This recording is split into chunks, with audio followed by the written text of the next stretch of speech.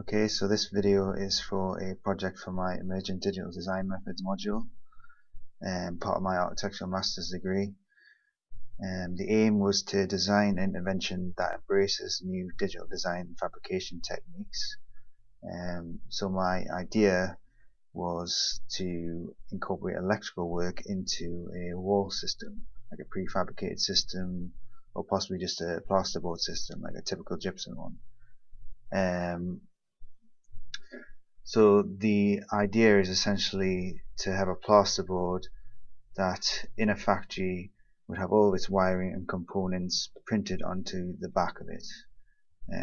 There are now a number of different 3D printers that can print plastics, ceramics and metals, and in the factory these prefabricated walls are already being making the most out of routers to cut window openings and door openings and things. So my technique would use a similar sort of device that would go around and it would just print all the electrical components and the wiring. The benefits being that it would speed up construction time, reduce labour costs and produce a more accurate product with less waste and a greater quality control.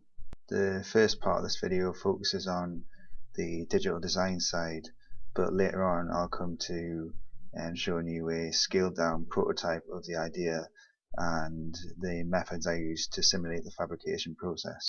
This first part demonstrates how it's possible to set up a system that links design and fabrication stages together.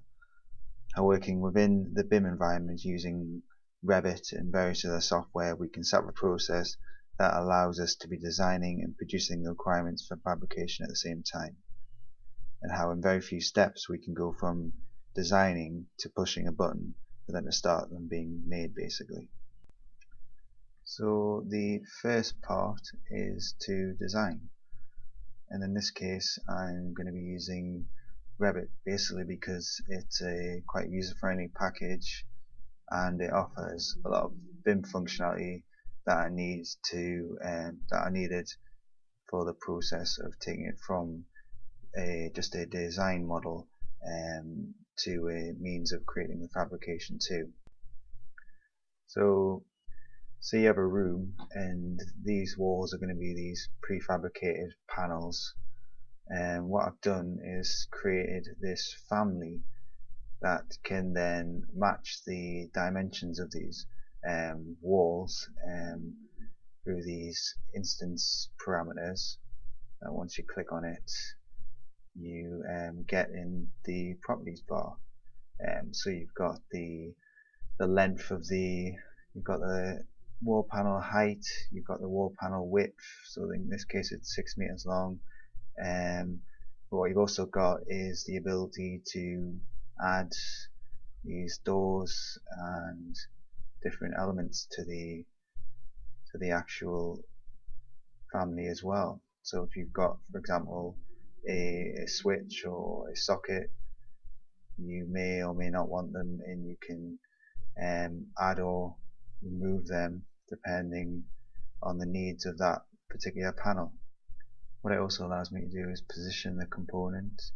So for example, if I wanted the door closer to the wall, I could just input the value in and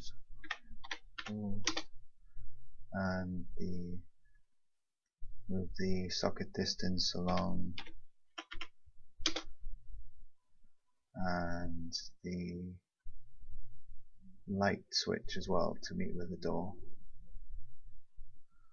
Say so 1200 high. Yeah, so it provides the functionality to move these items really easily within Revit into design. And how it's done basically is within this family is a series of items and parameters that control where these elements are located on the wall and how high and where they are from a certain point. What you can then do is use this information that you are inputting. So then in Revit I can create a schedule of this information, the locations, the heights, the distances, etc. And then I can take the schedule and export the information as a spreadsheet, an Excel spreadsheet.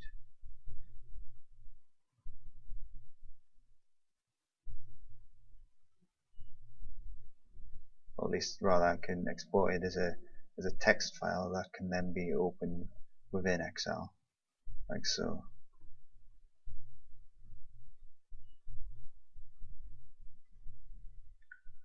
This is the schedule, which I can then open up in Excel.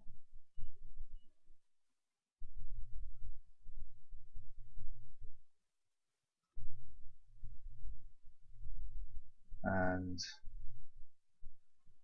it has all the information from the design stage that I can now use in the fabrication process. And my way of sort of bridging the gap between the design and the fabrication stage is by using Grasshopper to work between the two.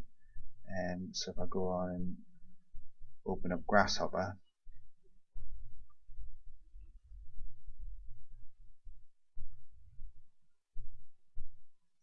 what I've done is created a Grasshopper as a plugin for Rhino.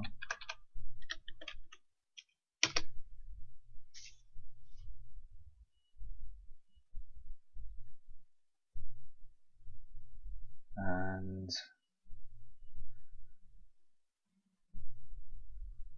I open up, I have a definition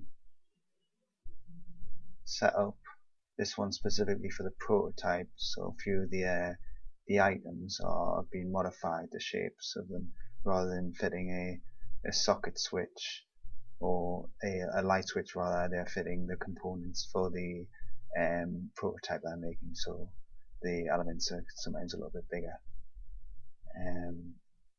So this is the definition in Grasshopper I created to take the design information and produce the drawings for the fabrication process.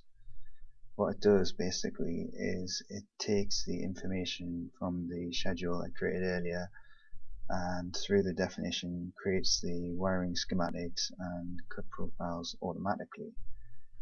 So at the moment it's currently not working because I haven't got them connected, but if I was to recompute, so basically put the information from the schedule into this definition, it then creates the geometry that I need for the fabrication process, the cut profiles for the door, for the switch. That is the modified one for the prototype, not the actual switch that will be used in real scale, but in the 1:20 model I'm creating.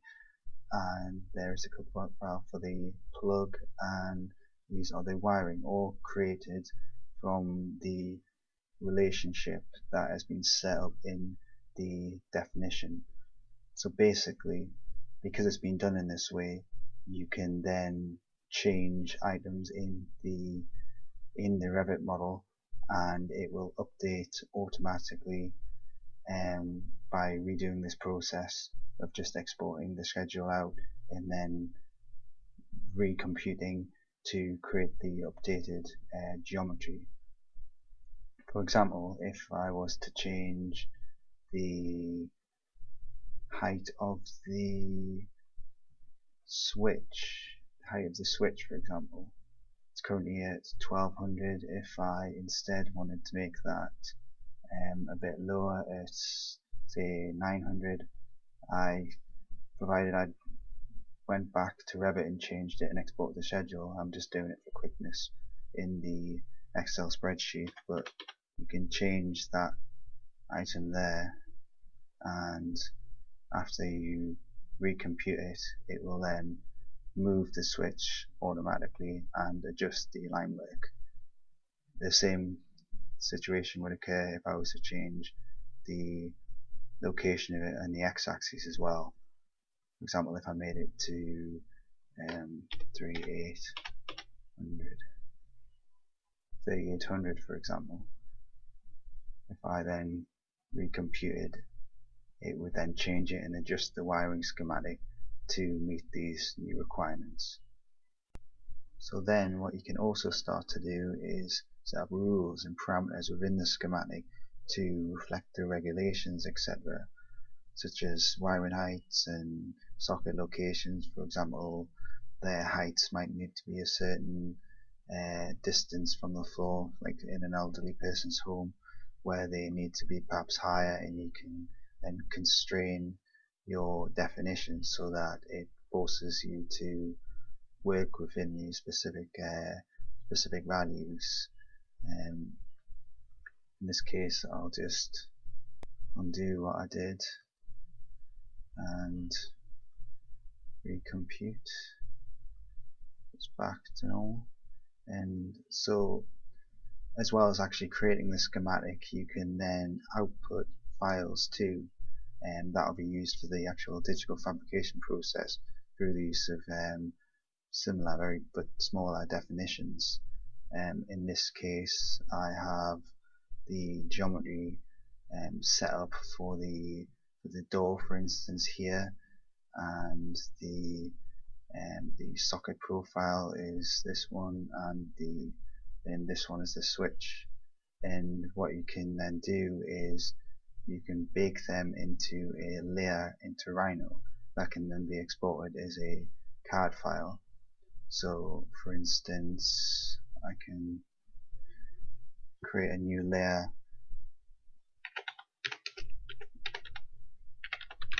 cut profiles. So these would be cut out of the plasterboard for the actual fittings themselves, the switches, and or the to make room for the door.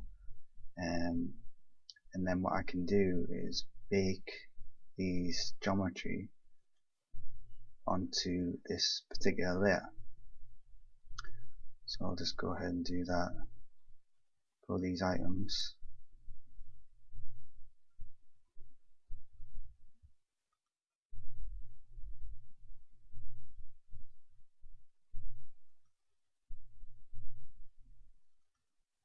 So then in Grasshopper you then have the big geometry. I also need the panel as well, which is here.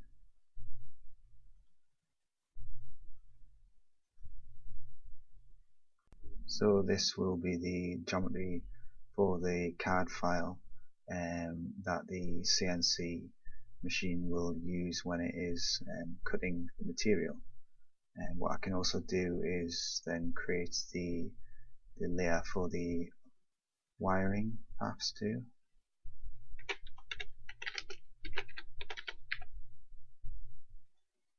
And make sure I'm on that layer.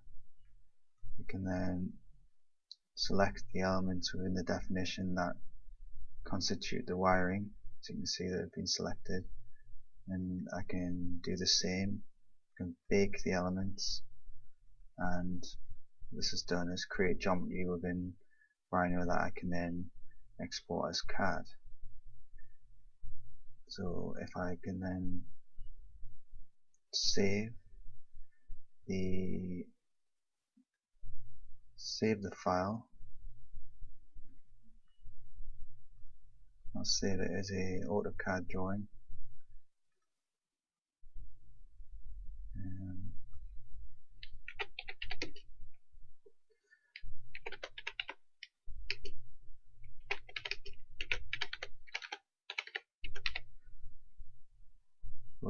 For the prototype, and just a cam metric. Okay. And what this should have produced is a CAD file with all the line work needed for the digital fabrication process. What I can then do is change the the layers to a specific color so that the machine can differentiate between the two, and I will then use these in the prototype, which will be the next part of the video.